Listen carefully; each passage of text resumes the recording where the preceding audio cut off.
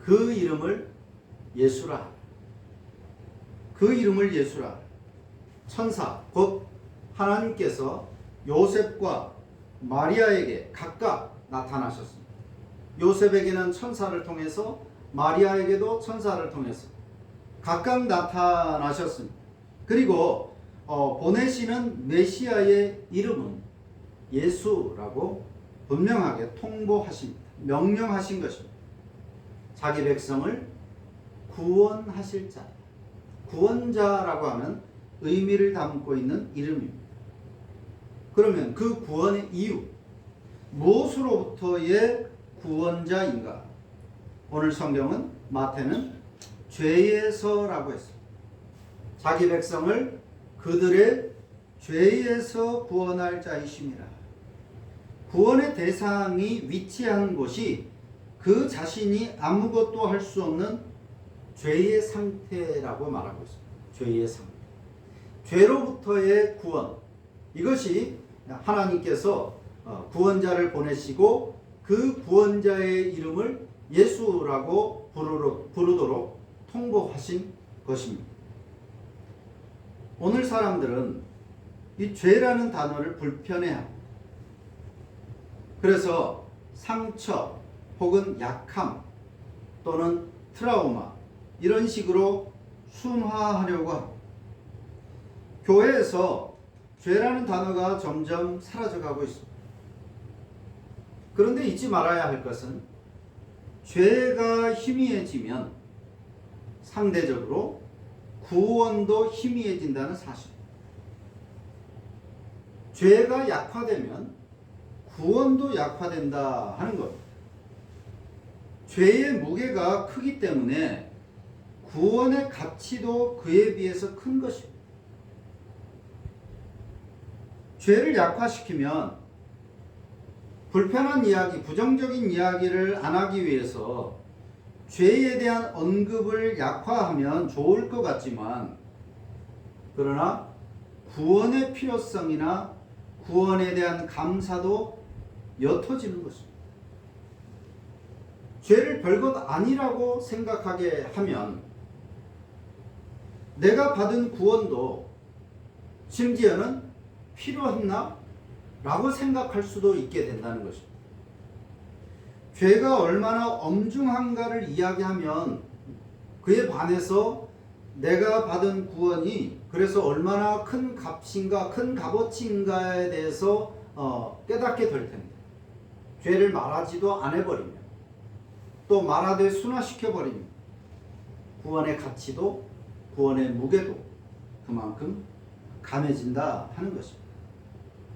이미 현대 교회에서 구원은 죄에서라는 말은 후순위로 밀려나 버렸습니다.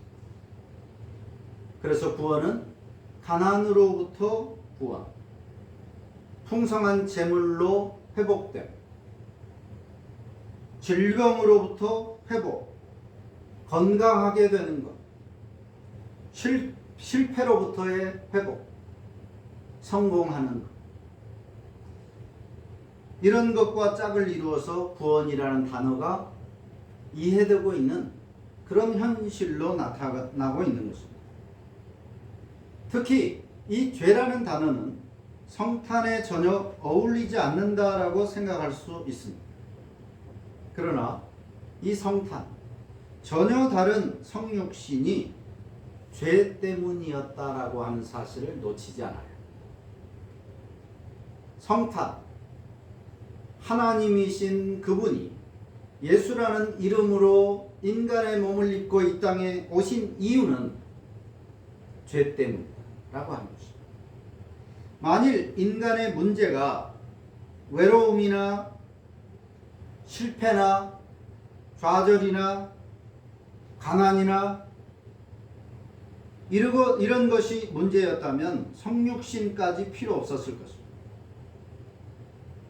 십자가는 필요 없었다는 말입니다. 어거스틴이 이렇게 말했습니다. 죄의 문제가 아니었다. 성육신은 불필요했을 것이다. 죄의 문제가 아니라면 성육신은 필요치 않았을 것이라는 말. 성탄은 괜찮은 인간에 대한 선물, 축하 혹은 고통당하는 이들에게 내리는 해결이나 회복, 그런 복이 아닙니다. 성탄은 인간이 구원받지 않으면 안 되는 존재라는 폭로고 고발의 성격을 가지고 있습니다. 왜 예수님이 오셨는가? 그만큼 인간이, 너희들이 죄인이라고 하는 것, 그 고발이고 폭로인 겁니다. 어떤 정도의 죄인인지, 얼마나 막중한 죄인인지, 그것을 말하는 것이 하나님이신 분이 인간의 몸을 입고 이 땅에 와야만 되었는가 하는 것. 이 지적을 하는 것입니다. 이렇게 전혀 다른 성육신을 해야 될 만큼 하나님이신 그분이 이 땅에 오셔서 온갖 고난과 치욕을 받아서 결국에 십자가에서 죽어야 했을 만큼 어떤 한 인간이 인간들을 위해서 대신 죽어준 그것과 비교도 할 수 없는 하나님이신, 인간의 창조주이신 그 하나님이 인간으로 이 땅에 오셔서 죽어야 했을 만큼 너희들의 죄가 크다라고 하는 고발이고 폭로예요.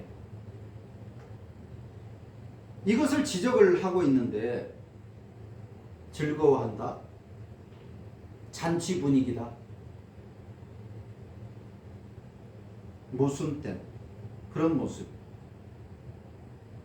그래서 양심상 마냥 잔치 분위기일 수 없었기 때문에, 분명히 예수께서 이 땅에 오신 것은 우리의 죄를 사하시기 위해서 오셨고 그 결과로 우리가 구원받았기 때문에 말할 수 없는 복이고 은혜기는 하지만, 잔치를 벌여 마땅한 일이지만, 그러나 마냥 잔치 분위기일 수 없었다는 것입니다. 그래서 최초로 대림절, 성탄절을 제정해서 기념했던 초기의 신앙 선조들은 이 대림절의 기간을 작은 사순절이라고 부르면서 오히려 40일 동안 금식을 했던 것입니다. 너무 기쁘고 축하할 일이긴 하지만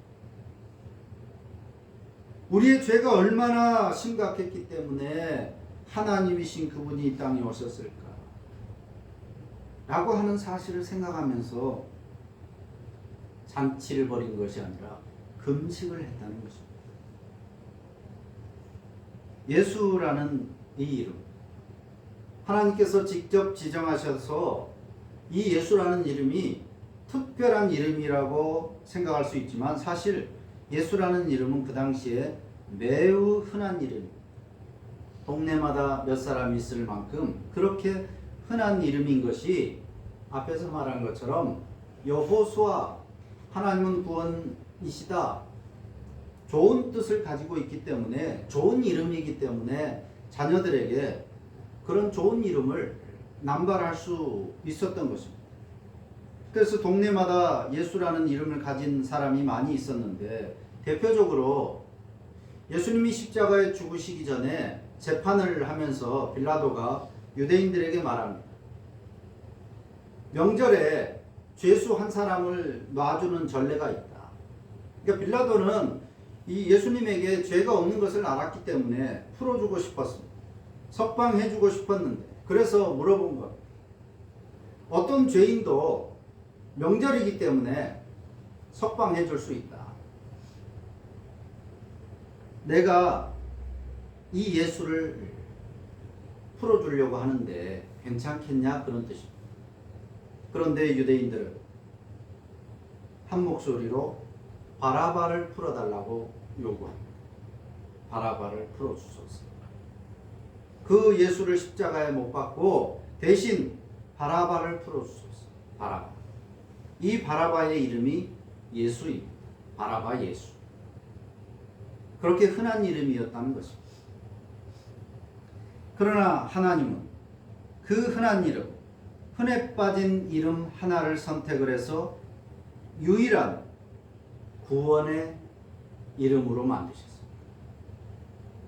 독특하고 세상에 단 하나밖에 없는 이름이 아니라 널린 이름, 흔해 빠진 그 이름 예수라는 이름으로 유일한 구원자의 이름을 삼으셨습니다. 그리고 사도행전에서 이렇게 선언하고 있습니다. 다른 이름으로는 구원받을 수 없다. 이제 다른 이름으로는 구원받을 수 없다. 구원은 오직 이 예수, 하나님이 보내시고 이름을 지어주신 이 예수로만 가능하다라고 목바가 말씀하고 있습니다. 하나님은 예수라는 이 한 이름에 구원의 모든 것을 걸었습니다. 그래서 성탄은 따뜻하짐, 구원의 그 시작점이기 때문에 매우 따뜻하지만 한편으로 간담이 서늘하도록 날카롭다라고 할 수 있습니다. 우리의 죄의 크기가 폭로되었기 때문에 우리의 죄가 얼마나 추악하고 악한 것인지 큰 것인지를 그대로 폭로한 날인 것입니다. 또한 이 성탄은 크나큰 위로가 되지만 이제 멸망받지 않고 구원받을 수 있다라고 하는 은혜의 날이기도 하지만 동시에 이제 그리스도인 됨을 요구합니다. 하나님이신 분이 죽으심으로써 얻은 구원이기 때문에 이제 그에 걸맞는 삶을 살아야 합니다. 그리스도인으로 그리스도가 죽으심으로써 얻은 그 생명을 생각하면서 살아야 합니다. 삶에 대한 요구가 되는 것입니다. 월터 브루그만이라는 신학자가 이 성탄의 사건을 이렇게 요약을 했습니다.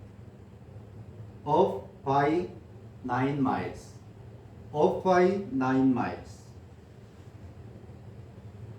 단순한 거리, 즉 9마일이 빗나갔다 그런 말인데 단순한 거리가 차이 난다는 뜻이 아닙니다. 빗나갔다라는 그런 뜻이죠. 브루그만은 성탄을 이렇게 상징적으로 요약을 한 것입니다. 9마일이 빗나갔다. 이 정도 거리면 9마일이면 약 14km 정도 되는데 어떤 목적지가 있고 관역이 있고 그 관역이나 목적지로 가야 되는데 9마일이 빗나갔다, 14km가 빗나갔다라고 하는 것은 사실상 실패했다는 뜻입니다. 화살로만 예를 들어 관역에서 14km가 떨어진 곳으로 화살이 날아갔다면 그건 살짝 빗나간 게 아니라 실패했다 그런 뜻입니다. 여기서 9마일, 14km라는 이 거리는 바로 예루살렘과 베들레헴 사이에 그 거리를 이야기합니다. 베들레헴과 예루살렘의 그 거리가 이 브루그만이 생각할 때는 14km라고 생각을 했는데 사실 더 정확하게 말하면 한 8에서 10km 정도 된다고 합니다. 베들레헴에서 이 예루살렘까지의 거리는 9마일까지는 아니고 조금 더 짧아서 8에서 10km 정도. 어쨌든 브루그만은 9마일 빗나갔다라고 성탄을 표현을 합니다. 당시 헤롯이나 바리새인이나 사두개인이나 유대 대부분의 기득권자들은 바로 이 예루살렘에 모여 살았습니다. 부자들, 수도권이죠. 여기에 다 모여 살았습니다. 그들이 예루살렘에 살던 사람들, 예루살렘이 기다리던 메시아, 구원자, 그것과 베들레헴에서 실제로 태어나신 메시아는 전혀 달랐습니다. 그들이 예루살렘에서 기다리던 메시아와 베들레헴 그 마국간 말구유에서 태어나신 메시아는 달랐다는 것입니다. 사람들의 기대는 너무도 빗나갔습니다. 동방 박사들도 처음에는 당연히 예루살렘으로 갔습니다. 그렇다가 베들레헴으로 다시 가야 하는 고생을 하기도 했습니다. 일반적으로 대다수의 사람들은 예루살렘의 메시아를 기대한 것입니다. 예루살렘의 구원자를 기대한 것입니다. 즉 다시 말하면 그들이 기다리던 메시아는 다윗과 같은 독보적인 이름을 가진 자입니다. 강자가 약자를 지배하는 세속적 왕국을 세울 사람이었던 것입니다. 로마를 몰아내고 다시금 강대국이 되는 다윗의 왕국을 회복할 그런 메시아, 그것이 예루살렘이 기대한 구원자 메시아였습니다. 그런데 하나님께서는 흔해 빠진 예수라는 이름의 메시아를 보내신 것입니다. 그리고 희생과 십자가, 칼도 아니고 무력도 아니고 군사력도 아니고 희생과 십자가, 곧 사랑으로 하나님 나라를 세우셨습니다. 인간의 기대는 up by 9 miles, 완전히 빗나가 버린 것입니다. 2020여 년이 지난 오늘 성탄절을 대하는 교회와 신자들은 여전히 이 9마일의 궤도를 수정하지 않고 있습니다. 오늘 대다수의 교회에서는 성탄절 축하 예배를 드릴 텐데 잘못된 성탄에 대한 이해를 전혀 수정하지 않고 성탄절로 축하하고 있는 것입니다. 사실상 하나님께서 보내신 그 예수, 베들레헴의 그 초라하고 지저분한 그 구유에서 말 밥통 위에서 태어난 그런 예수를 찾지 않고 예수라는 이름으로 불리지만 만몬, 재물, 돈, 세속적 구원자를 찾고 있다고 하는 것입니다.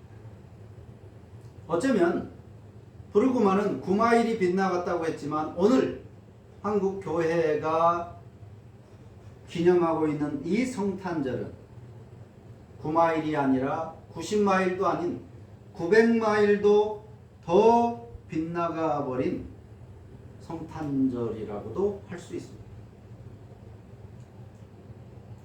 예루살렘의 유혹, 예루살렘의 기대가 더 강력해진 세상에서 맞이하는 또 한 번의 성탄절에 우리는 너무도 많이 빗나간 이 9마일의 궤도를 수정하고 하나님께서 친히 지으신 이름으로 오신 베들레헴의 예수를 맞이할 수 있어야 합니다.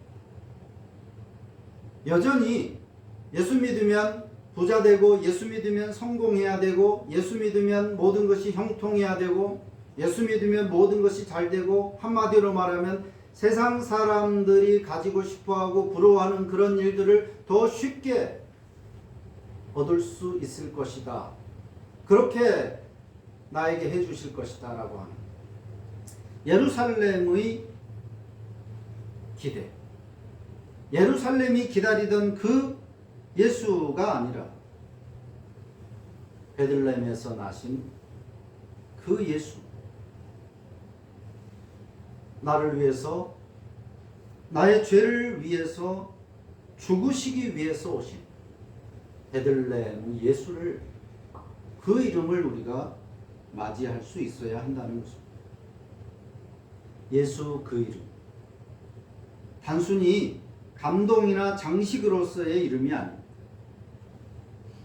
너무나 흔해 빠진 이름이었지만 하나님께서 그 이름을 구원자에 부여하심으로써 그 누구도 그 무엇으로도 불가능했던 나의 죄를, 우리의 죄와 멸망을 해결할 수 있는 강력하고 유일무이한 구원자의 이름이 되게 하셨습니다. 예수 그 이름의 가치를 되찾는 올해 성탄절이 되어서 빗나간 구마일의 궤도를 수정할 수 있는 그런 우리의 성탄이 되어야 하겠습니다. 기도합니다.